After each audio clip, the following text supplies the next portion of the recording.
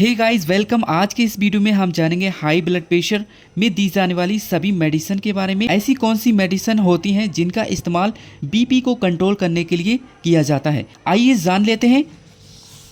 यदि किसी पेशेंट का बीपी 150 से 160 के करीब होता है तो उस कंडीशन में टैबलेट एम्लोडिपिन 5 mg OD दिन में एक बार दिया जाता है। यह टैबलेट देने से यदि किसी पेशेंट का बीपी 150 से 160 होता है तो वह कंट्रोल हो जाता है। अब जानते हैं यदि किसी पेशेंट का बीपी 160 से 185 होता है उस कंडीशन में टैबलेट टेलमिसार्टन 40 mg OD दिन में एक बार दिया जाता है। आप लोगों को एक इंपॉर्टेंट चीज बताता चलूं, यदि किसी भी पेशेंट का हाई ब्लड प्रेशर होता है तो ब्रेन के अंदर क्या इफेक्ट पहुंचता है, सबसे पहले ये जान लेते हैं। यदि किसी पेशेंट का बीपी हाई होता है तो उस कंडीशन में ब्रेन के अंदर जो पतली पतली आर्टरीज होती हैं वह फट जाती हैं, इसके कारण ब्रेन के अंदर ब्लीडिंग हो जाती है। ये राइट या लेफ्ट साइड में ब्रेन के दोनों तरफ हो सकती है तो उसे ब्रेन हेमरेज कहते हैं। यदि राइट साइड में ब्रेन हेमरेज होता है तो बॉडी के अपोजिट साइड में पैरालिसिस हो जाता है। यदि लेफ्ट साइड में ब्रेन हेमरेज होता है तो बॉडी का राइट साइड पैरालिसिस हो जाता है। आप जानते हैं यदि किसी पेशेंट का बीपी 185 से 200 के करीब आता है